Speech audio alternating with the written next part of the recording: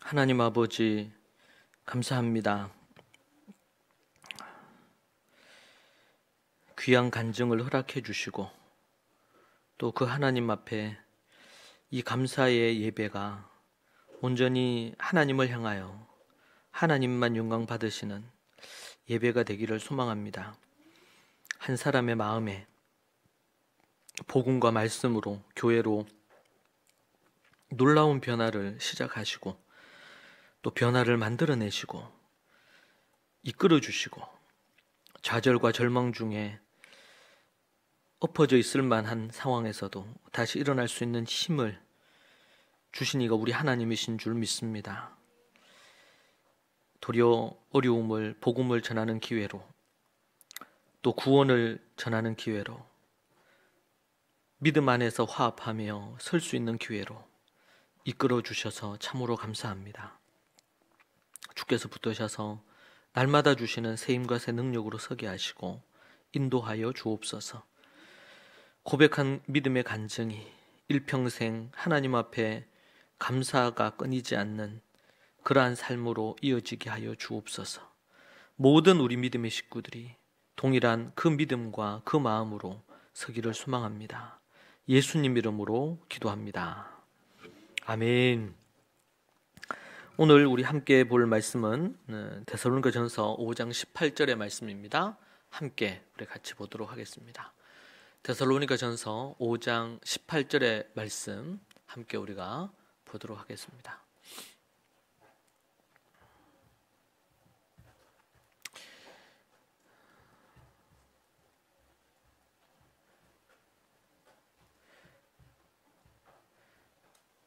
데살로니가전서 5장 18절입니다. 함께 합독해서 읽겠습니다. 범사에 감사하라. 이것은 그리스도 예수 안에서 너희를 향하신 하나님의 뜻이니라. 한 번 더 읽을까요? 범사에 감사하라. 이것은 그리스도 예수 안에서 너희를 향하신 하나님의 뜻이니라. 아멘. 범사에 감사할 수 있는 이유라는 제목으로 여러분과 함께 말씀 나누겠습니다. 우리는 이 감사의 계절에 감사를 떠올리고 생각하게 됩니다. 그런데 보통 감사가 실종된 그런 상황 속에서 우리는 살아가곤 합니다. 여러분의 삶 가운데 얼마나 평소에 감사하며 살고 계십니까?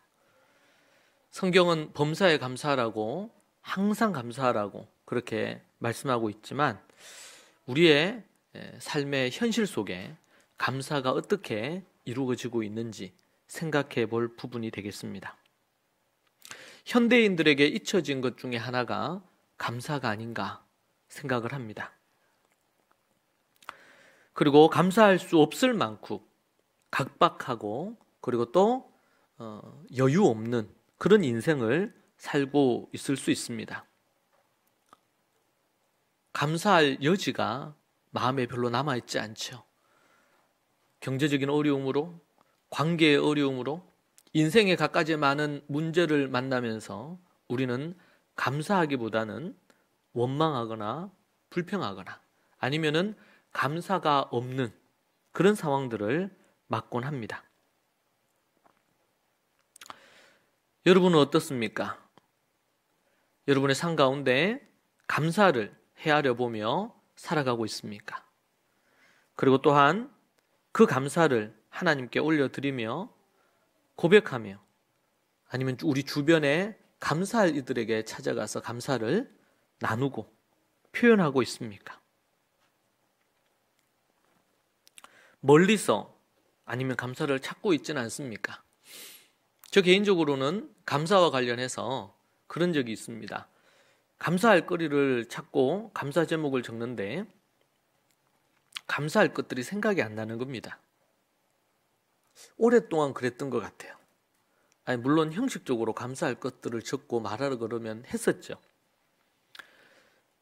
그런데 이 감사에 대한 것들을 하나하나 배워가면서 감사가 이제 풍성해지는, 도리어 그냥 툭 건드리기만 해도 감사가 나올 수 있는 부분으로 이끌어 주신 것이 얼마나 감사한지 모릅니다.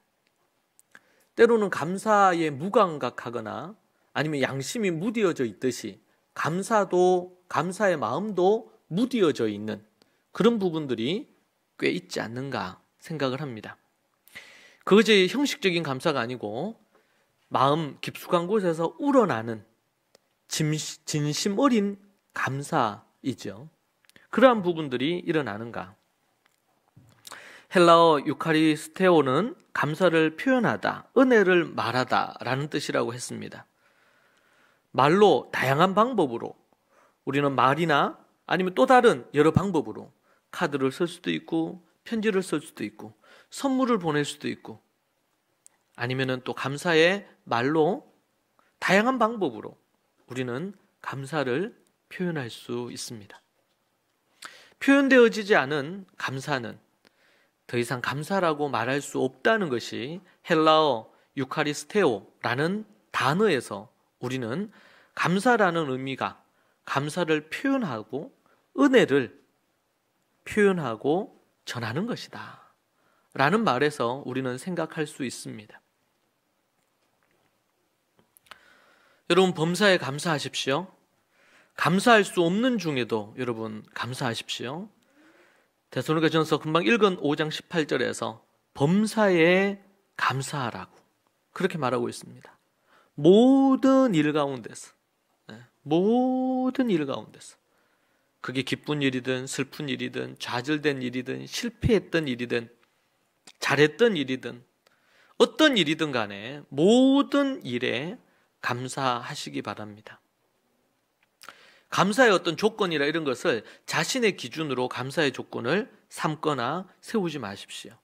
그러면은 감사의 절반 이상, 아니 90% 이상을 우리는 잃어버리게 될 것입니다. 성도는 모든 일에 감사할 수 있습니다. 감사할 수 있는 이유가 있는 것입니다. 자신은 죽고 그리스도가 그 사람 안에 살아있는 사람은 그분이 인생을 이끄시기에 모든 일에 감사할 수 있습니다. 감사함으로 받으면 버릴 것이 없습니다. 고통도, 때로는 시련도, 아니면 아픔도, 실패도, 좌절도, 때로는 이별도 감사할 수 있습니다. 그러나 모든 일에 감사한다는 것은 쉽지 않은 것 같습니다. 나를 죽이고 그분의 말씀과 기도 안으로 들어갈 때 가능한 일입니다. 내가 죽지 않고 감사할 수 없습니다. 왜냐하면 내 생각, 내 뜻, 내 감정, 내 의지가 앞서기 때문에 그렇습니다. 요즘 금요 예배에서 기도에 대해서 나누고 있습니다. 몇 주째 기도에 대한 예수님의 기도에 대해서 살피고 있습니다. 그런데 그때 그런 얘기 했습니다. 기도가 무엇인가? 기도는 나를 죽이는 과정의 시간입니다. 기도는 자신을 죽이는 것입니다. 그래서 기도 그럴 때 죽이는 기도, 나를 죽이는 기도, 내 분을, 내 화를 죽이는 기도, 내 생각을 죽이는 기도, 내 생각을 죽이고 하나님의 생각으로, 내 뜻을 죽이고 하나님의 뜻대로. 그러한 죽이는 삶 자체가 기도입니다. 기도. 우리가 우리의 말의 언어로 기도를 표현할 수 있습니다. 그런데 나를 그리스도 안에서 죽은 자들이 날마다 나를 죽이는 것, 그것이 진짜 기도입니다. 어떤 사람은 산기도도 많이 하고 매일 기도의 시간을 많이 갖고 그렇게 함에도 불구하고 자기가 살아있어서 그것이 갖가지 많은 부분으로 표출되는 경우도 있습니다.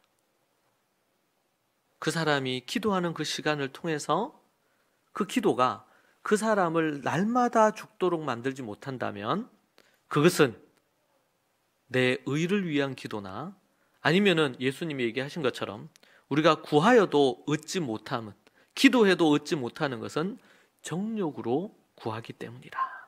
그렇게 말씀하고 있습니다. 범사에 감사는 성도의 특권입니다. 이것은 모든 사람이 할 수 있는 게 아니지요. 그런데 범사에 감사는 우리 성도들, 그리스도 안에서 죽고 그리스도로 말미암아 다시 살아난 거듭난 자들이 누리는 선물이자 특권입니다. 그것을 성경은 우리에게 그렇게 누리고 하나님 앞에 서도록 요구하고 있습니다. 우리가 왜 범사에 감사할 수 있습니까? 때로는 내가 어렵고 힘든 상황을 만나거나 좌절하거나 절망할 때 우리는 현재 우리의 상황만 보입니다. 아, 돈이 없구나. 아, 이 어려움이 있구나. 내 인생은 실패했어. 더 이상의 희망이 없다. 그렇게 생각하고 말하곤 합니다. 그리고 좌절하죠. 그런데 놀라운 것은 우리가 성경에서도 보면 요셉이 등장하잖아요. 그가 일찍 동생을 낳으면서 어머니가 돌아가셨습니다. 그리고 배달은 여러 형제들 사이에서 아주 어렵게 자랐습니다. 아버지가 그를 사랑해 주긴 했지만 따뜻한 어머니의 보살핌이 없는 유년 시절과 그리고 17세까지 그렇게 자랐습니다. 17세에 우리가 아는 것처럼 형들에 의해서 죽을 뻔했다가 노예로 팔려서 애굽으로 넘어가게 됩니다. 어머니가 돌아가신 것도 형제들에게 미움받은 것도 그리고 노예로 팔려서 간 것도 그 이후에 보디발의 집에서 살면서 보디발의 집에서 종으로 노예로 있었지요. 거기에서 또 살만한가 싶었는데 여주인의 횡포로 인해서 결국에는 누명을 뒤집어 쓰고 아주 치욕스러운 누명을 뒤집어 썼죠. 소위 말해서 강간미수범으로 그렇게 감옥에 갇혔습니다. 정말 억울하고 억울한 일이었습니다. 하나님 앞에 득죄하지 않기 위해서 자신을 믿고 신뢰해서 가정 총무로 세워준 그 사람에게 보디발에게 죄를 짓지 않기 위하여 여주인의 갖가지의 많은 그러한 유혹에도 뿌리치고 정결하게 순결을 지키면서 20대 초중반의 젊은 나이에 어린 나이에 그렇게 했음에도 불구하고 그에게 돌아온 것은 감옥살이였습니다.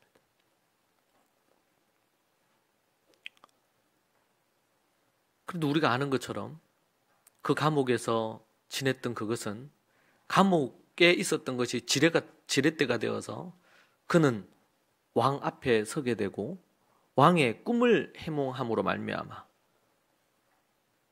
하루아침에 그는 왕 다음의 2인자가 실제적으로는 실세로 1인자가 되어버립니다. 우리는 때로는 실패하고 억울하고 좌절되고 고통스러운 일들을 만날 때에 우리는 우리에게 보이는 그 액면 그대로의 상황들만 우리는 보게 되지요. 그런데 우리가 봐야 될 것은 우리가 볼 수 없는 더 큰 영적인 관점에서 보는 것이 너무나 중요합니다. 13년의 고통의 세월, 어머니까지 이런 것까지 하고 그러면 더 큰 기간이지만 더 긴 기간이고요. 그런데 그 기간을 지나면서 요셉이 붙들고 있었던 것은 하나님이었습니다. 그 하나님을 신뢰하면서 감정적으로 분으로 풀어야 될 것들을 그렇게 하지 않았고 하나님 앞에 나아갔고 17세까지 받았던 신앙의 훈련을 바탕으로 홀로 서서 애굽이라는 땅에서 홀로 그가 믿음을 지켰습니다. 수년의 세월이 지났을 때 보디발의 아내가 요셉을 유혹하면서 하룻밤만 자잔 말이에요. 그렇게 할 때 요셉이 뭐라 그럽니까? 내가 어찌 하나님과 주인 앞에서 죄를 범하겠냐고. 그는 하나님 앞에 자신이 서 있다는 그 의식이 그 마음에 있었습니다. 하나님 앞에 서 있다. 그 하나님이 이것을 보시는데 내가 어찌 죄를 범하겠느냐. 그럴 수 없다. 하나님이 살아계시다는 것을 믿었고, 지금으로 얘기한다면 교회도 없고 목사님도 없었습니다. 홀로 신앙생활을 할 수밖에 없는 열악한 상황이었죠. 그때에도 하나님만 신뢰하면서 나아갔습니다.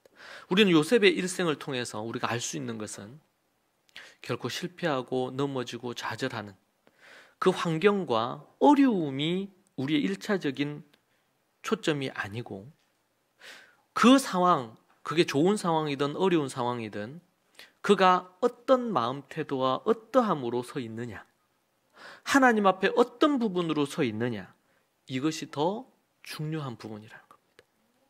우리는 때로는 어떤 일이 잘 풀립니다. 그러면은 너무 좋아합니다. 때로는 그게 어려워집니다. 깊이 낙심합니다. 작은 일 하나에 기뻐하기도 하고 또 작은 일 하나에 깊은 절망 가운데 빠지기도 합니다. 바람이 나는 것처럼 바람이 부는 것 따라 왔다 갔다 합니다.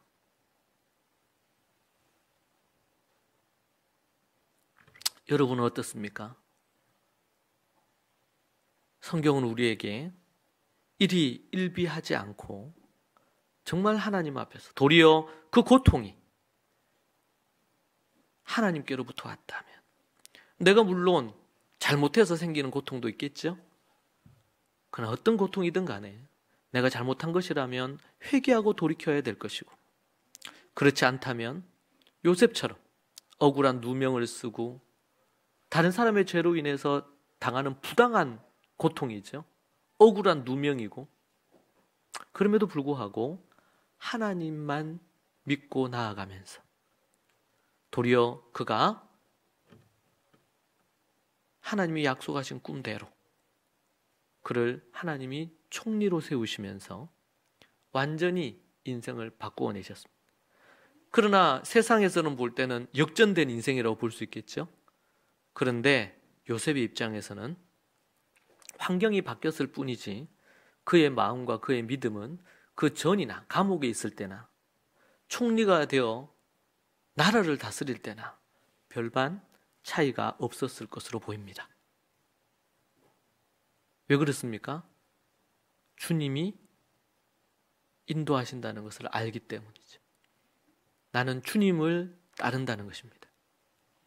그래서 때로는 고통도, 때로는 실패도, 때로는 좌절도, 견딜 수 없는 어려움도 우리가 감사할 수 있는 것은 이 모든 것들을 이끄시는 이가 하나님이시다. 이 모든 것을 이끄시는 이가 하나님이시다. 그 하나님이 나를 이끄시니 내가 당하는 어려움들이나 고난도 잠시 낙심할 수 있지만 절망하지 않을 수 있는 이유는 하나님 때문입니다. 그 하나님이 아시니까. 그 하나님이 이 모든 것을 가장 좋은 길로 인도하실 거니까. 왜 나에게 이런 일이 일어났습니까? 왜 나에게는 내가 원하는 것이 아니고 이런 일이 일어났습니까? 이렇게 질문하지 마시고 지금 이 상황에서 주님이 기뻐하시는 선택과 행동은 무엇입니까? 주님, 내가 어떻게 하기를 원하십니까? 라는 질문이어야 합니다. 그럴 때 인생은 달라집니다. 똑같은 어려움, 아니 그리 힘들지 않는 어려움을 만났는데 좌절하고 절망해서 인생을 포기하는 사람이 있는가 하면, 믿음을 포기하는 사람이 있는가 하면 정말 말로 다 할 수 없는 지옥 같은 고통을 견디고 있으면서도 결코 그 부분들이 자신을 무너지지 못하도록 그 사람의 멘탈을 붙들게 만드는 그것이 믿음일 때가 있습니다. 사랑하는 여러분, 우리는 범사에 감사할 이유가 있습니다. 왜요? 하나님이 그 모든 것을 아시고 개인의 역사뿐만 아니라 교회의 역사, 한 나라의 인류의 역사를 이끄시는 이가 하나님이신 것을 믿기 때문입니다. 그 믿음이 없이는 우리는 한시도 감사할 수 없습니다.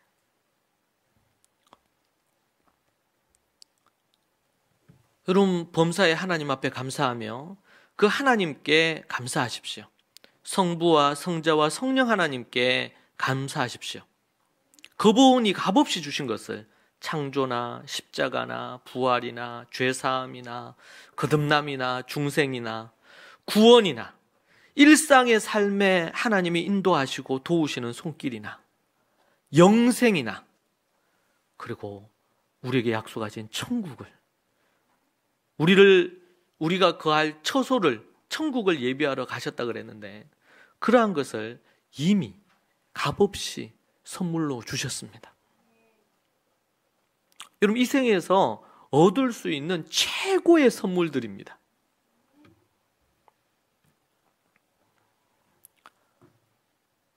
가까운 이들에게도 감사하십시오.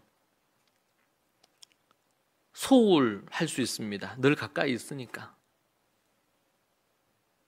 영적으로 지도하는 목사님께 감사하시고, 여러분을 돌보는 부모님께 감사하시고, 가족에게 감사하십시오. 믿음의 교우와 성도들에게 감사하십시오. 감사 없는 불행한 인생을 살지 마시고, 오늘 강정화 우리 성도님의 감사 간증을 들으면서 참 마음도 흐뭇해지고, 그리고 하나님이 그 안에 이렇게 일하셨구나. 그리고 그 안에 보면 하나님께 감사하는 감사도 듬뿍 담겨 있고, 또 저에 대하거나 아니면 리더에 대하거나 또 아니면은 셀원들에 대하거나 교회에 대한 그 감사가 듬뿍 묻어 있는 것을 느낄 수 있었습니다. 여러분, 한시도 오늘 간증하셨는데 우리 강정화 성도님 개인이 한시도 이 감사를, 오늘 한 감사를 잃어버리지 않고 평생 이 감사를 가지고 가고 내년에는 더 깊이 있고 기쁜 감사를, 매년 감사가 더 성숙해지기를 소망합니다. 강정화 성도뿐만 아니라 우리 모든 성도들이 하나님 앞에 이러한 감사가 형식적으로 해야 되니까 감사하는 게 아니고 삶에 녹아내려져서 진정으로, 진심으로 그것이 담겨서 전달되어지는 감사로 이루어지기를, 여러분의 인생에 그렇게 이루어지기를 소망합니다. 여러분, 우리는 누군가의 도움 없이 살 수가 없습니다. 이 사회 구조가 그렇죠. 여러분이 어떤 도움을 받지 않고 이 자리에 와 있는 사람은 없을 겁니다. 갓난아기로부터 시작해서 어른에 이르기까지, 노년에 이르기까지 우리는 누군가에게 서로의 도움을 받고 삽니다. 다만 우리가 그런 도움을 받고 살고 있다고 생각하지 않는 것이 문제예요. 인식하지 않는 게 문제예요. 여러분, 그러다 보면 뭐가 나옵니까? 원망, 불평이 나옵니다. 그게 나와요. 그러니까 감사가 지배를 하면 그러한 것들은 이제 하나님이 주신 힘으로 풀어집니다. 그런데 그렇지 않으면 감사가 줄어들고 원망과 불평이 그 사람의 인생을 지배해버립니다. 그 지옥과 같은 삶을 삽니다. 그리고 삶이 밋밋하고 무미건조합니다. 교회를 다니는데, 예배를 드리는데 생명력과 뜨거움이 일어나지 않고 계속 그러한 밋밋한 생명력 없는 삶을 삽니다. 그리고 일상에도 감사하십시오. 걸을 수 있는 것이 감사하고, 숨 쉴 수 있는 것이 감사하고, 일할 수 있는 것이 감사하고, 살아있음이 감사하고, 가족과 일상을 보낼 수 있는 것이 감사하고, 왜냐면요, 오늘도 우리 간증했지만 갑작스럽게 이런 중한 병을 소식을 들을 때 얼마나 이것이 슬픕니까? 고통스럽고요. 그런데 우리는 죽음을 생각하지 않고 삽니다. 우리 성경에 보면 결혼잔치에는 가지 않아도 반드시 가야 될 곳이 어디라고 그랬습니까?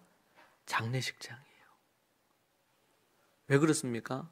그곳에는 생을 다하고 하나님 앞에 떠난 사람이 있기 때문에 그래요.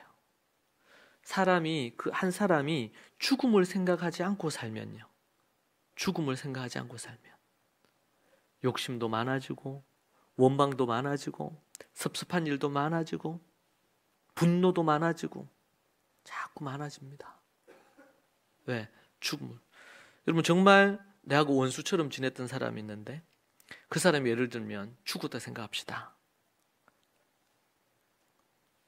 때로는 원수처럼 지냈습니다. 그런데 그 사람 죽었어요. 여러분, 죽었는데도 계속 그 사람에 대한 원망과 그 사람에 대한 분노와 막 말할 수 없는 이런 화가 치밀어 올라서 폭발하거나 그런 일은 없습니다, 거의. 근데 살아있으면은 그렇지 않아요, 보면. 여러분, 정말 용서하지 못할 사람도요, 우리가 죽음을 생각하면 용서가 돼요. 여러분, 아무리 가까운 가족도 때로는 알지 못하는 사건과 사고로 먼저 떠날 수도 있고 아니면은 질병으로 떠날 수도 있습니다. 한 해 한 해 너무 빠르게 세월이 흘러가죠. 2022년이 이제는 코앞에 다가와 있습니다. 저도 1년 좀 넘게 전 아버님 갑작스럽게 돌아가셨는데요. 이미 제가 병원에 도착했을 때는 의식 자체가 없으셨습니다. 돌아가신 며칠 후 만나기로 약속을 했었어요. 인생은 내일을 알 수가 없는 것 같아요. 최근에도 제가 누구하고 얘기하면서 이제 내년 1월이 되면 요한계시록이 끝이 납니다. 그렇게 계산해서 생각해 보니까 이렇게 이제 가다가는 제가 죽기 전에 66권을 다 못 끝내겠더라고요. 그냥 자연사 한다 생각을 하고 그렇게 볼 때에도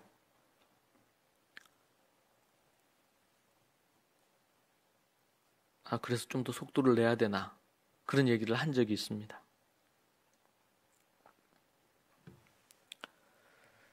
여러분, 감사하고 사랑하며 살기에도 인생이 정말 짧습니다. 누군가에게 여러분들이 감사하는 사람이 되십시오.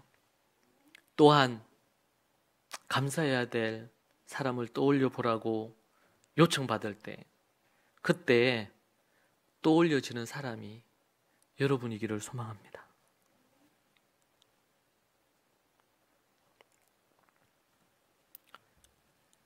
감사가 몸에 배어서 감사가 절로 나는 감사의 달인이 되시고, 세상에서는 뭐 이런 달인 저런 달인 있잖아요. 기가 막히게 뭔가를 해내는 달인들이 많아요. 우리 크리스찬들은 감사의 달인이 돼야 됩니다. 원망, 불평, 짜증, 분노, 이것이 습관이 돼서 그것의 달인이 아니라 감사의 달인, 감사가 능한 사람으로.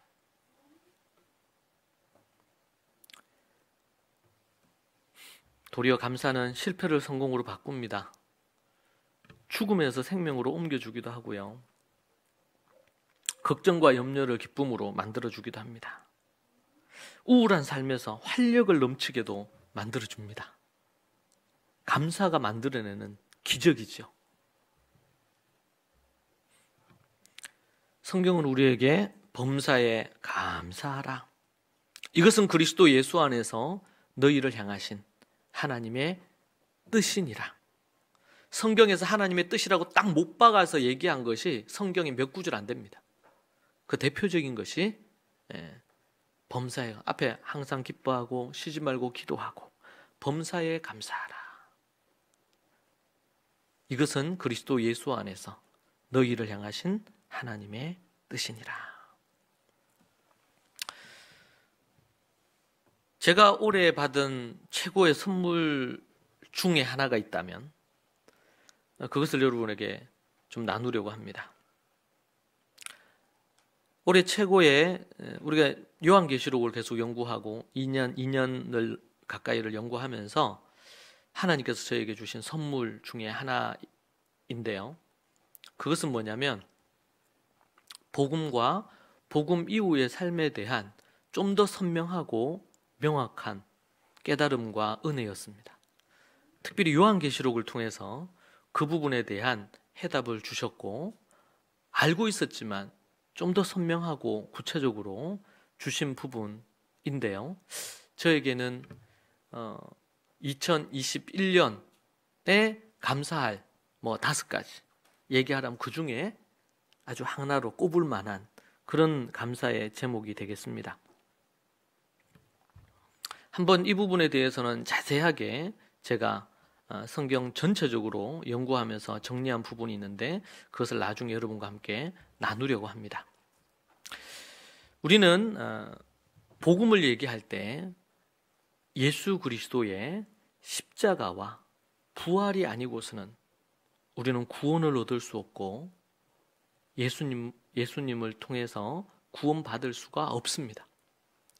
늘 얘기하지만 우리의 0.0001%의 우리의 노력도 포함되지 않는 순수 100%의 99.9%도 아니고 순수 100%의 이 구원에 있어서 그것은 100% 하나님의 은혜입니다. 예수 그리스도의 십자가는 하나님의 작품입니다. 하나님께서 우리 지금 오늘 추수감사절에 있어서 감사의 제물의 모든 것을 받으실 분도 오직 하나님밖에 없습니다. 성삼위 하나님이 계획하셔서 특별히 성부 하나님이 계획하시고 성자 예수님이 실행하시고 성령께서 그 일들을 이끄셔서 십자가와 부활의 놀라운 역사를 이루셔서 죄인된 인간을 원죄로 말미암아 지옥불에 떨어진 인생들을 구원의 길로 이끌어 주셨습니다. 이에 어떠한 이유나 어떠한 말도 덧붙일 수가 없습니다. 전적인 하나님의 은혜입니다. 이것이 우리의 구원에 대한 성경이 명확하게 얘기하고 있는 부분입니다. 그런 부분에 있어서 봐라, 그분이 모든 것의 주인이시기 때문에 그 주인 되시는 그분의 자리를 찬탈하고 내 것으로 하려고 했던 원죄에 해당되는 인간의 이 죄는 인간의 어떠한 노력으로도 누군가의 어떠한 희생으로도 해결될 수 없는 죄입니다. 이 죄로 말미암아 모든 갖가지의 모든 죄들이 이제 이어지게 되었죠. 그 일을 해결할 수 있는 것은 오직 예수님의 보혈과 십자가의 은혜가 아니고는, 십자가가 아니고는 하나님께로 나아갈 수 있는 근거를 가질 수가 없는 게 인간이고 인류입니다. 전적인 하나님의 은혜입니다.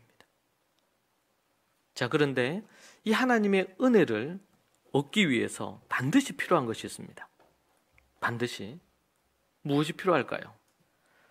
이 반드시 필요한 것 중에 하나가 성경 창세기부터 요한계시록까지 계속 반복됩니다. 이사야서 55장 6절을 보면요, 이런 말씀이 나옵니다. 너희는 여호와를 만날 만한 때 찾으라. 가까이 계실 때에 그를 부르라. 악인은 그의 길을, 불의한 자는 그의 생각을 버리고 여호와께로 돌아오라. 그리하면 그가 긍휼히 여기시리라. 우리 하나님께로 돌아오라. 그가 너그럽게 용서하시리라. 구약에서 계속 반복되는 것은 돌아오라는 것입니다. 하나님께서는 가인에게 돌아오라고 말씀하셨어요. 계속 말씀을 통독하면서 성경에서 계속 창세기부터 요한계시록까지 반복하여 얘기하는 것은 돌아오라는 것입니다. 이것을 다른 말로 표현하면 회개하라는 말입니다. 가던 길에서 돌아서서 돌아오라. 하나님께로 돌아가자. 회개하라는 말이죠. 회개하라. 예레미야서에서도 말라기에서도 돌아오라.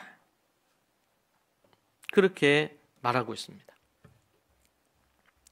여러분, 예수님의 십자가와 하나님께서 이루신 모든 것들을 우리가 구원을 얻으려면, 그렇다면 그럼 어떻게 우리가 구원을 얻을 수 있느냐? 구원 얻는 두 가지를 성경은 명확하게 얘기해 주는데, 하나는 회개입니다. 회개. 돌아와야 됩니다. 이 시대에는 회개 없는 믿음을 오랫동안 얘기했고, 미국제 복음주의, 소위 말해서 미국제 복음주의라 그랬죠. 고난 없는 영광과 십자가 없는 구원과 그리고 회개 없는 믿음을 강조했습니다. 신학계에서도 매우 심각하게 다루어지고 있는 주제, 회개 없는 믿음이에요. 여러분, 이 십자가와 하나님이 우리에게 주신 이 선물인 이 구원을 얻기 위해서 우리가 하나님 앞에 해야 될 것 첫 번째가 회개입니다. 또 하나, 두 번째는 뭐냐면 믿음입니다. 그래서 종교개혁자들의 루터나 켈빈의 그 외침의 핵심이 뭡니까? 오직 믿음. 오직 믿음입니다. 오직 믿음. 그 당시 캐톨릭을 중심으로 해서 가지고 있던 가짜 믿음, 구원 얻지 못하는 믿음에 대해서 그진 폭탄을 터뜨린 것이 종교개혁자들의 오직 믿음이었어요. 예수님은 산상수훈에서도 예수님의 설교의 많은 부분이 지금 종교화되어 있는 이스라엘을 향해서 진짜 믿음을 가질 것에 대하여 이야기하셨습니다. 그것 때문에 그들의 공격, 바리새인들이나 서기관이나 대제사장의 공격을 받아서 십자가에 달리셨죠. 마가복음 1장 15절에 이르시되 때가 찼고 하나님 나라가 가까워왔으니 회개하고 복음을 믿으라 하시더라. 회개하고 복음을 믿어야 한다는 것입니다. 회개가 전제가 되고 믿어야 됩니다. 제가 예전에는 이 말씀을 아주 오래전에 이 말씀이 잘 이해가 안 됐어요. 아니, 믿으면 구원을 얻는데, 믿으면 구원 얻는데 왜 회개하고 주 예수를 믿으라 하나? 믿으면 되지. 예수님의 십자가를 믿고 믿으면 되지. 왜 회개가 전제되나? 그렇게 생각을 했었습니다. 그런데 회개가 없이 믿음으로 갈 수가 없습니다. 하나님께로 돌아오는 회개, 돌이킴이 없이 믿음은 불가능한 일입니다.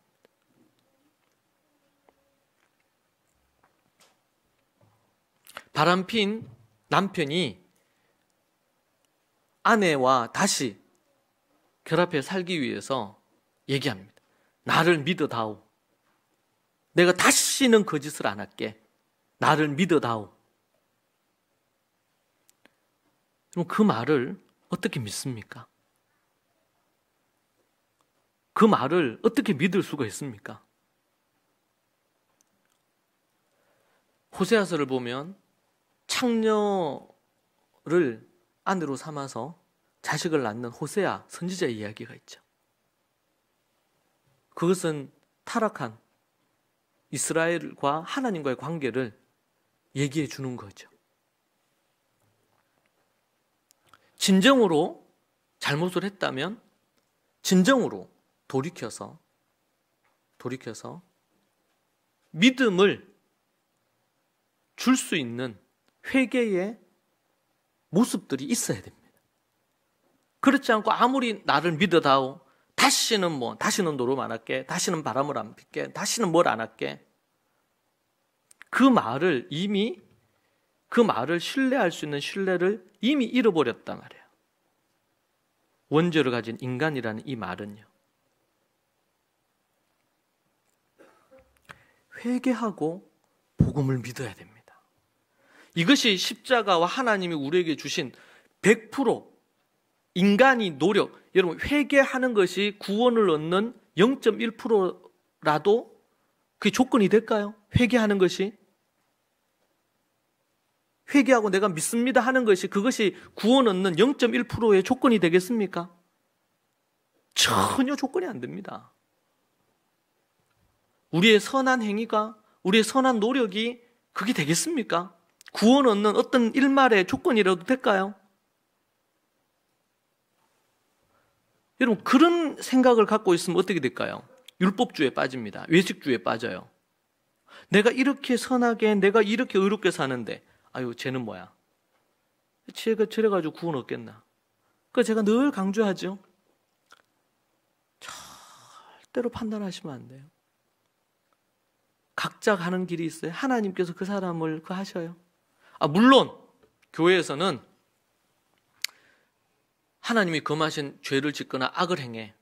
그런데 그 사람이 죄를 지었어요. 예를 들면 중직자가 하나님 앞에 범하면 안 되는 죄를 지었다 그럽시다.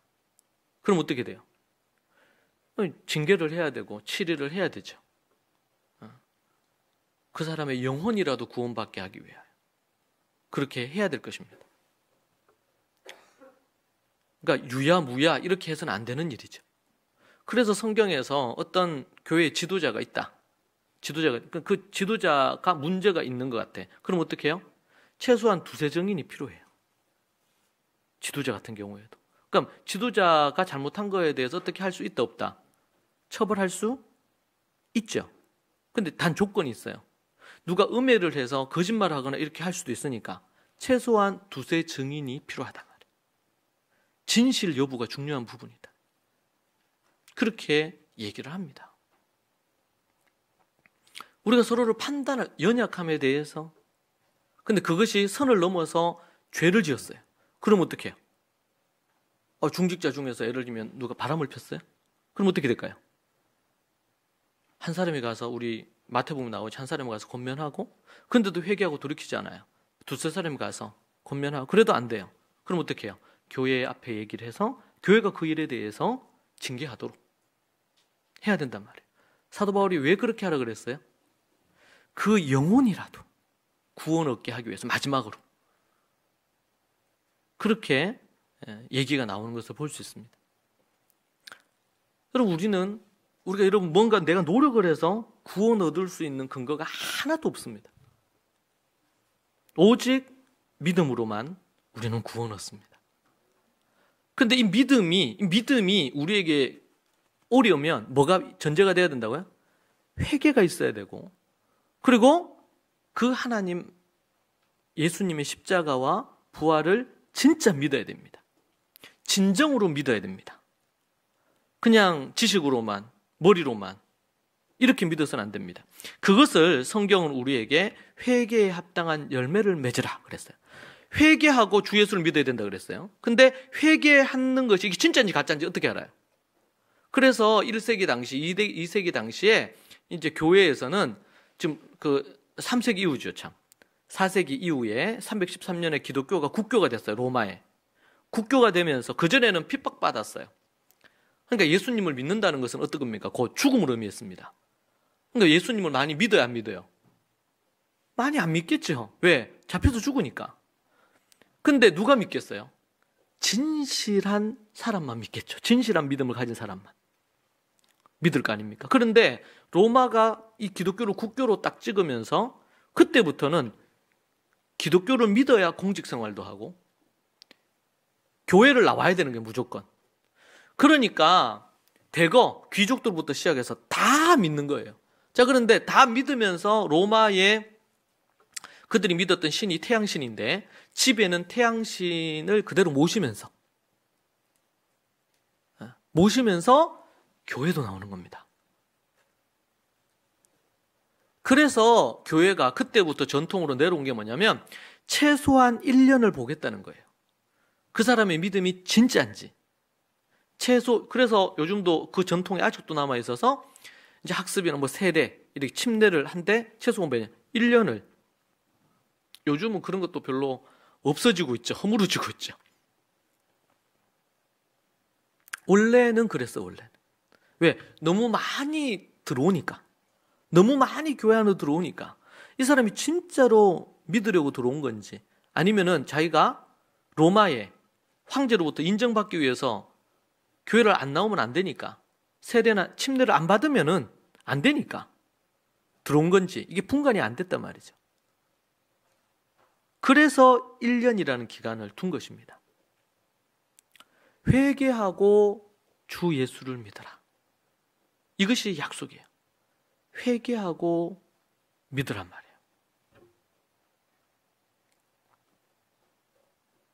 사도행전 8장 22절에서도 그러므로 너의 이 악함을 회개하고 주께 기도하라. 혹 마음에 품은 것을 사하여 주시리라.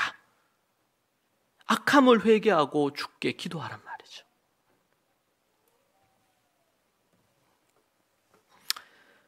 사도행전 26장 20절에 이런 말씀이 나옵니다. 먼저 다메섹과 예루살렘에 있는 사람과 유대 온 땅과 이방인에게까지 회개하고 하나님께로 돌아와서 회개에 합당한 일을 하라 전함으로. 여기 아주 인상 깊은 게 회개하고 온 땅과 유대 온 땅과 이방인에게까지 회개하고 하나님께로 돌아와서 회개에 합당한 일을 하라. 회개하고 회개에 합당한 일을 하란 말이에요.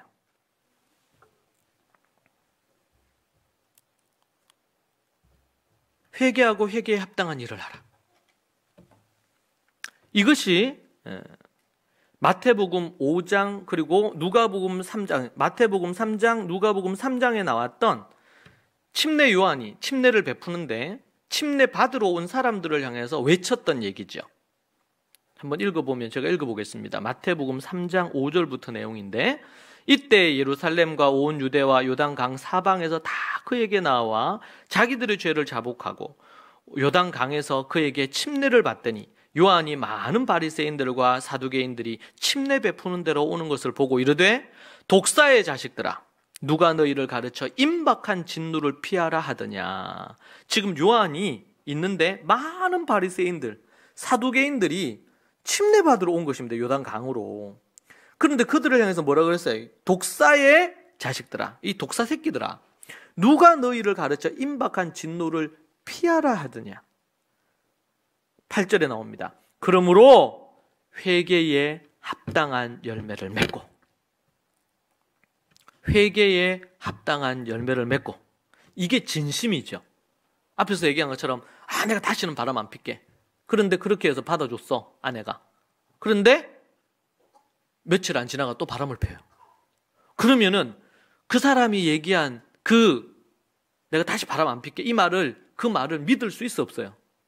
진실된 거야, 아니야? 진실되지 않는 거죠.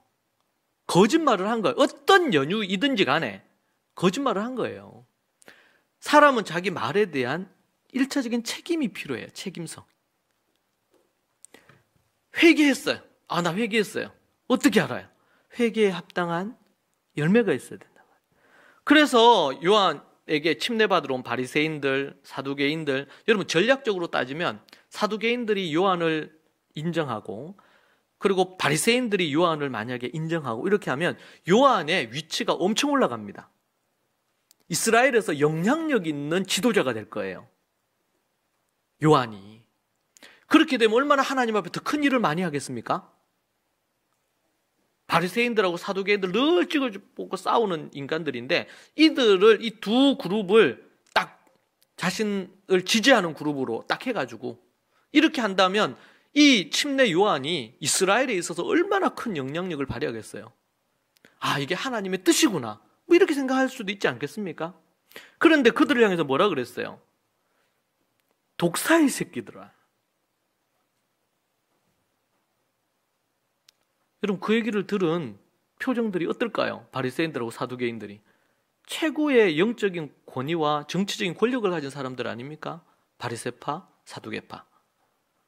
여러분 예수님도 이들을 건드렸다가, 특별히 바리새파 건드렸다가 예수님이 십자가 달리신 거죠. 왜 사도 바울이 죽을 힘을 다해서 예수 믿는 자를 죽이러 돌아다녔습니까? 바리새파의 가르침을 공격했기 때문에 그렇거든요. 외식하는 것들아 화 있을진저 이렇게 말씀하시잖아요.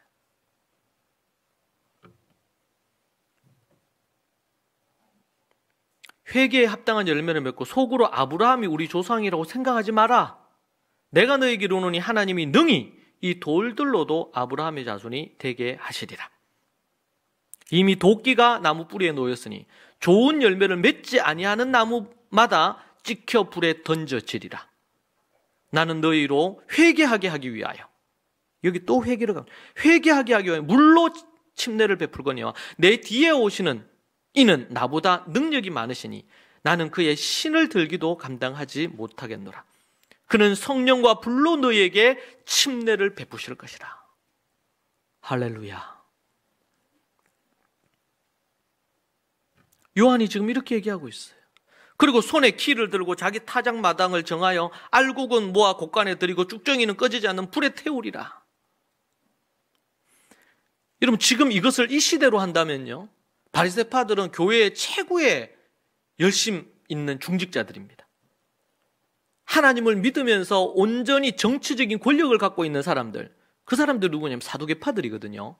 사두개파와 이 바리새파가 이스라엘의 큰 양대 산맥이에요. 정치와 경제와 종교와 모든 것들을 붙들고 있는. 그런데 지금 열심히 믿음의 사람들, 거기에다 이제 덧붙이면 대제사장 서기관이 여기 붙죠. 그런데 그들을 향해서 뭐라 그랬어요? 회개하란 말이에요. 회개에 합당한 열매를 맺고, 이것은 흡사 제가 예전에 얘기한 것처럼 우리 회심이라는 책을 쓰신 리차드 백스터의, 청교도 신학자이죠. 리차드 백스터, 목사들의 목사라고 불리는 그분이 뭐라 그러냐면, 목사들이여 회개하고 예수 그리스도를 믿어라. 거듭나지 않는 목사들이 너무 많다는 거예요. 회개하고 예수 그리스도를 믿어라. 저는 처음 그 책을 읽었을 때 너무 강한 거부감이 생겼어요. 제가 그때 목사가 아니었어요. 전도사였대. 아니, 목사들을 향해서 회개하라고? 예수를 믿으라고 한단 말인가? 이거 솔직히 말이 됩니까? 그때는 저도 말이 안 됐습니다. 근데 성경을 연구하고 특별히 요한계시록을 연구하면서 음녀교회, 창녀교회에 대한 부분의 대목을 보고, 또 7교회를 향해서 예수님이 얼마나 책망을 하십니까? 대부분 책망을 듣죠. 한 2교회 빼고는. 저와 우리 교회는 하나님 앞에 어떻게 평가될 건가? 정말 두렵더라고요, 그 말씀을 대할 때. 그리고 요한계시록, 제가 며칠 전으로 22장 마지막 절, 마지막 장 마지막 절을 연구하고 원고를 마무리를 하면서 그런 마음이 들었습니다. 누가복음 3장에서도 똑같은 사건인데 조금 다르게 기록해놨어요. 요한이 침례받으러 나오는 무리에게, 누가복음 3장 7절이거든요.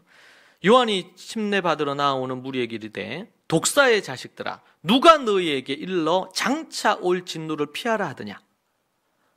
8절에 그러므로 회개에 합당한 열매를 맺고 속으로 아브라함이 우리 조상이라고 말하지 말라. 내가 너에게 이르노니 하나님이 능히 이 돌들로도 아브라함의 자손이 되게 하시리라. 좀 더 구체적으로 나옵니다. 10절입니다. 무리가 물어 이르되 그러면 우리가 무엇을 하리이까? 대답하여 이르되, 세리와 창녀들 뭐 이렇게 나오죠. 대답하여 이르되 옷 2벌 있는 자는 옷 없는 자에게 나누어 줄 것이요, 먹을 것이 있는 자는 그렇게 할 것이요, 세리들도 침례를 받고자 와서 이르되 선생님이여 우리가 무엇을 하여야지 침례 주시겠습니까? 그렇게 얘기하니까 세리들에게 13절에 부가된 것 외에는 거두지 마라. 정직하게 살란 말이죠. 그래야지 뭘 주겠다? 침례 주겠다. 14절에 군인들도 물어 이르되 우리는 무엇을 하리이까? 우리가 뭘 하면은 침례 받을 수 있나요? 이르되 사람에게서 강탈하지 말며 거짓으로 고발하지 말고 받는 급료를 족한 줄로 알라.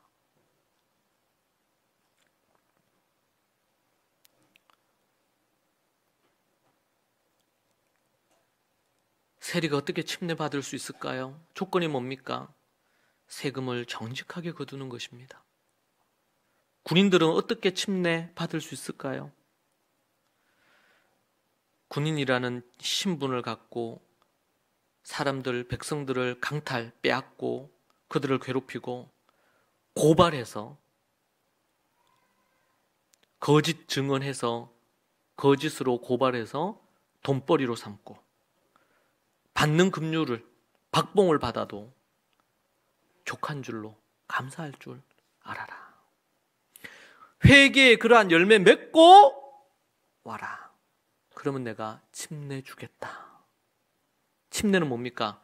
진짜 회개했다는 것을 증명해 주는 거예요. 진짜 회개한 것.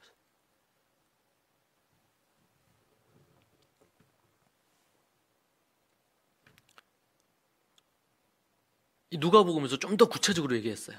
더 많이 얘기하셨을 것 같아요, 침례 요한이. 그런데 이제 마태복음에서는 그렇게, 누가복음에서는 좀 더 구체적으로 세리와 그리고 군인에게 구체적으로 그들이 질문한 거에 대해서 답한 내용들을 실어 놓았습니다. 자, 다시 돌아가서 100% 전적인 하나님의 은혜입니다. 십자가 지시고 우리에게 구원 주시는 것에 대해서 우리는 0.0001%도 우리는 뭔가 보탤 수 없습니다. 구원 얻는 거예요. 자, 그런데 이 구원을 하나님이 약속하시고 이미 이루어 놓으셨습니다. 구원을. 자, 그런데 이것이 우리의 것이 되려면 뭐가 필요하다고요? 회개가 필요하다. 자, 이 회개가 근데 진정성 있는 회개라는 걸 어떻게 알아요? 회개에 합당한 열매로 알 수 있다. 두 번째는, 그리고는 뭐예요? 회개하고 예수를 믿어야 됩니다. 이 믿음에 대해서는 제가 많이 얘기를 했어요. 믿어야 됩니다. 회개하고 믿어야 됩니다. 우리는 오직 믿음으로 구원 얻습니다. 그거 할 때 이 회개와 믿음, 이 두 가지를 포함하고 있다는 사실입니다. 똑같아요. 믿음도. 네, 예수님 믿습니다. 근데 이 믿음이 진짜인지 어떻게 알아요? 인생의 어려움과 어떤 상황을 만날 때 믿음으로 선택하는지 아니면 자신의 생각으로 뭔가를 선택하는지 이걸 보면 알겠죠. 그래서 예수님이 산상수훈에서 주여 주여 하는 자가 다 천국에 들어갈 것이 아니고 하나님의 뜻대로 행하는 자가, 이렇게 얘기하면 또 이게 이거 행함 아닙니까? 행위로 구원 얻는 거 아닙니까? 이렇게 얘기하기도 합니다. 그럼 예수님이 행위로 구원 얻는다고 얘기하신, 그래서 유대인들이 이단으로 했어요. 나사렛 이단이라고 예수님. 이스라엘 배경에서는 그런 이유가 아니죠.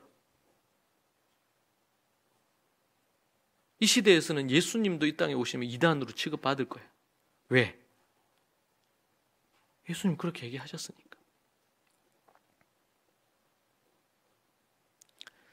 정리하겠습니다. 우리의 구원은 오직 전적인 하나님의 은혜입니다. 제가 이게 정리가 되더라고요. 그리고 우리는 회개해야 됩니다. 그리고 하나님께로 돌아가야 됩니다. 그리고 그분만 믿고 그분의 말씀대로 살아야 됩니다. 그리고 그 다음 해야 될 게 뭘까요? 빌립보서 1장 27절에 이렇게 나옵니다. 오직 너희는 그리스도의 복음에 합당하게 생활하라. 이는 내가 너희에게 가보나 떠나 있으나 너희가 한 마음으로 서서 한 뜻으로 복음의 신앙을 위하여 협력하는 것과 복음에 합당한 생활을 하라. 그렇게 우리에게 얘기해 줍니다. 복음에 합당한 생활을 하라.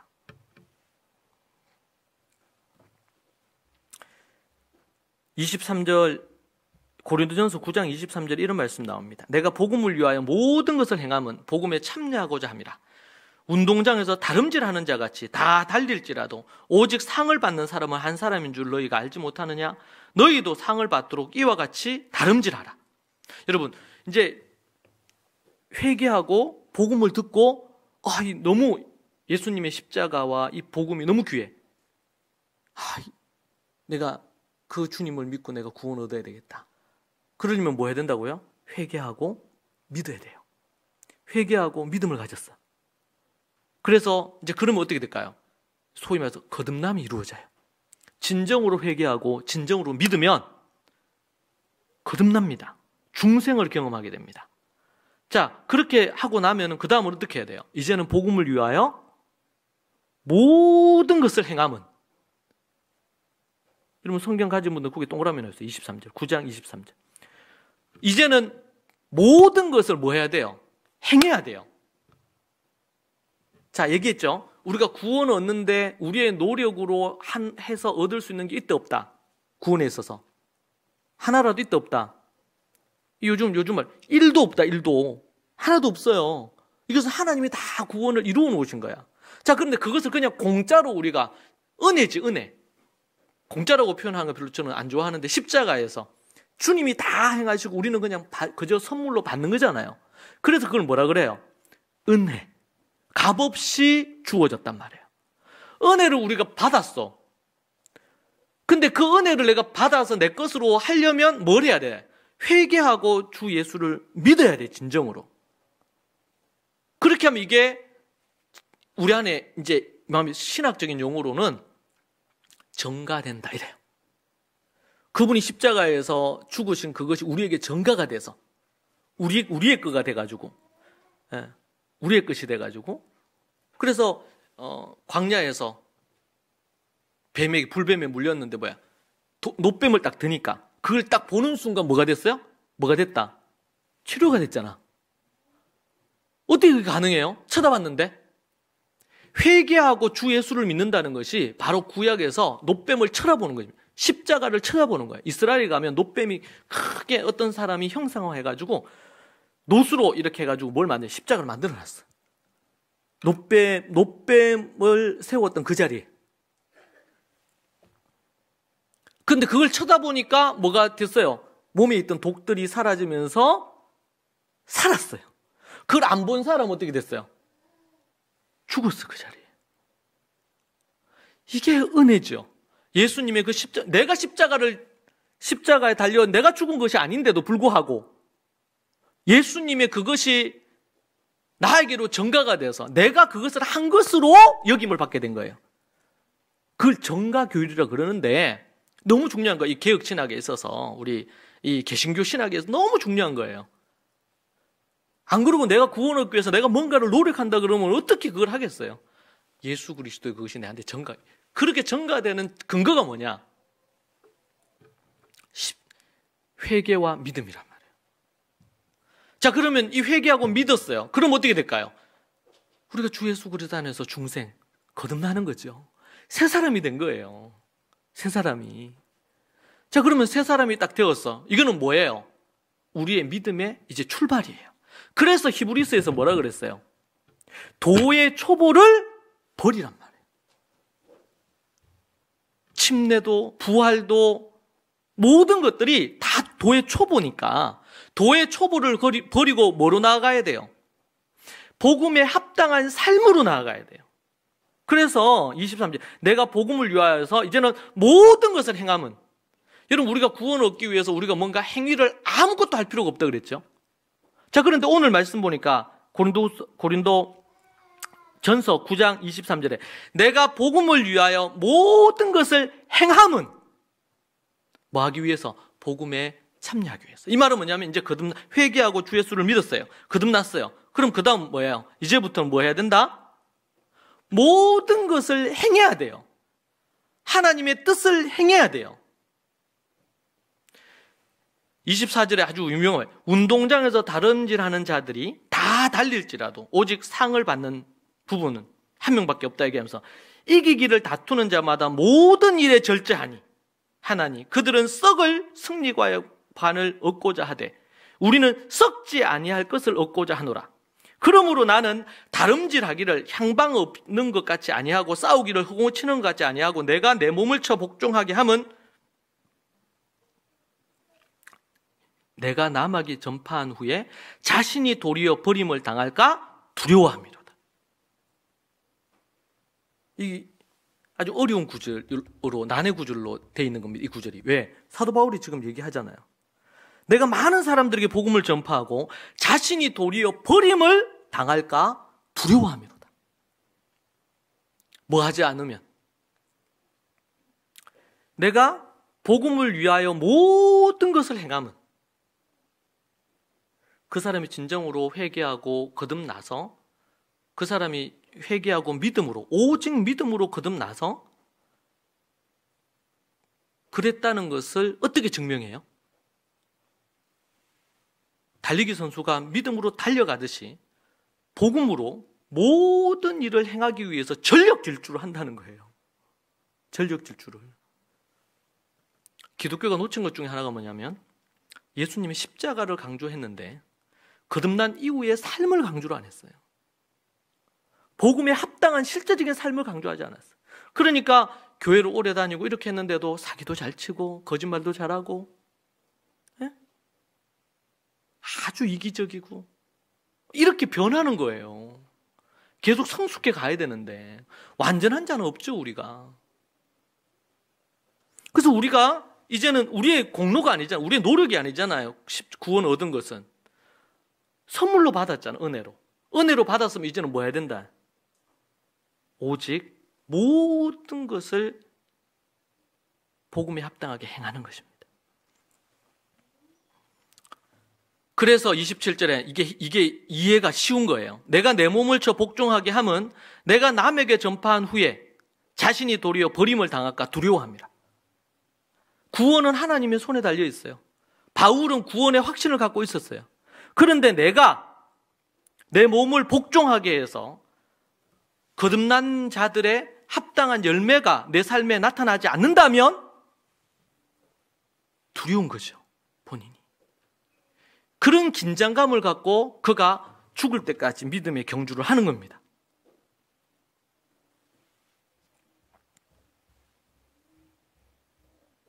사랑하는 여러분, 우리가 이 복음에 그리고 구원 얻는 자의 삶에 대한 전체적인 그림을, 요한계시록은 그럼 그 이후로부터 어떻게 살아서 마지막에 예수님 재림하실 때 어떻게 될 것이냐, 이걸 보여줘요.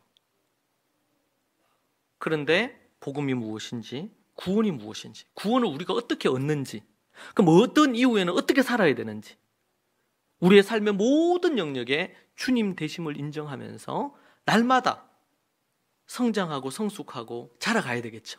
어린아이 단계였는데 자라가야 되겠죠. 청년이 되고 어른이 되고, 이제는 지혜로운 노인이 되어가는 성숙함으로.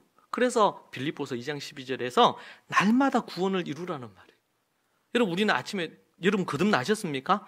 진정으로 회개하셨습니까? 진정으로 회개하고 회개에 합당한 열매가 없으십니까? 회개에 합당한 열매를 맺고 회개하십시오. 예수님을 믿으십시오. 아직 그러한 것이 없다면, 우리 학생들 그런 것이 없다면 진정으로 자신이 죄인임을 알고 회개하고 돌이켜야 됩니다. 그리고 주 예수님을 오직 믿음으로만 구원을 얻습니다. 그 선물을 받으세요. 그러면 여러분들이 거듭나게 됩니다. 우리 가운데 예수 그리스도를 믿고 거듭났습니까, 여러분들은? 이제는 전력 질주하여 주님의 말씀을 실천하고 행하는 일에 노력하십시오. 서로 사랑하는 일에 노력하십시오.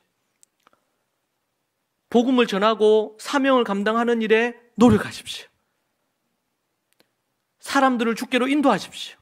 사도 바울의 고백처럼 내가 사람들을 인도해 놓고, 목사인 제가 여러분에게 하나님의 말씀을 가르치고 여러분을 주께로 인도하고 오늘처럼 귀한 간정, 이런 일에 제가 옆에서 하나님을 돕는 이로, 사역자로 그렇게 쓰임을 받고, 내가 주님 앞에 타락하고 악하여져서 지옥불에 떨어져서는 안 되잖아요. 그런 부분처럼 이것은 전혀 난의 구절이 아닙니다. 믿음이 행함과 같이 가고 행함이 없는 믿음은 죽은 것이고, 믿음은 행함을 포함하고 있고 그것으로 완성이 된다는 야고보서의 그 말씀은 우리에게 늘 진리입니다. 저는 올해 요한계시록을 2년째 연구하면서 이 부분이 명확하게 정리가 됐습니다. 그러고 나니까 제가 하루하루 사는 것이 예전보다 훨씬 더 생명력이 넘치더라고요. 내가 오늘 행해야 될 일들이 있고 오늘 이루어야 될 구원들이 있음을 발견하고, 내가 오늘 내가 거룩하고 정결한 삶 살고, 오늘 내가 사명을, 물론 열심히 살았는데도 잠이 들 때 되면 하나님 앞에 죄송하죠. 좀 더 절제했어야 되는데, 좀 더 지혜롭게 시간도 관리하고 했어야 되는데, 이런 생각을 늘 하고 하나님 앞에 죄송스럽습니다. 그런데 내가 무엇을 위해서 할 건가? 삶의 방향과 목적이, 그러니까 이런저런 다른 일들은 대수롭지 않아요. 인생에 일어나는 어떤 큰일 대수롭지 않습니다. 주님이 내 인생 인도하시니까. 다만 내가 주님 앞에 바르게 믿음으로 서서 나아가느냐. 우리 사랑하는 믿음의 식구들이 모두 다 성령으로 충만해서 하나님 앞에 생명력 넘치는 믿음의 그 삶을 살기를 축복합니다. 우리 범사의 모든 일에 감사하십시다. 기도하겠습니다. 살아계신 하나님 아버지, 부족한 종을 세우시고 말씀 주셔서 여기까지 인도해 주신 것 감사합니다. 주께서 도와주셔서 지난 2년 동안 또 오랫동안 특별히 복음으로부터 거듭난 이후의 삶까지 성경 전체를 꿰을 수 있도록 은혜 주신 것 감사합니다. 참 복음을 알고 참 거듭남의 비밀을 알고 진정으로 중생한 이후 어떻게 날마다 또 자기를 처복종시키며 날마다 어떻게 구원을 이루어가야 될지, 전적인 하나님의 은혜에 이 구원을 감사함으로 받고 날마다 우리 주님 재림하시고 우리의 생이 끝날 때까지 믿음의 경주를 끝까지 달려가는 우리 모든 믿음의 식구들 되게 하여 주옵소서. 아침에 눈을 떴을 때 내가 왜 살며 오늘 어떻게 하나님 앞에 또 믿음과 날마다 하나님 앞에 더 가까이 성숙을 향해서 하나님의 뜻을 이루는 그러한 사명자로 하나님 앞에 서기를 갈망하는 성도들 되게 하여 주옵소서. 범사에 그래서 감사하는 인생 되게 하옵소서. 예수님 이름으로 기도합니다. 아멘.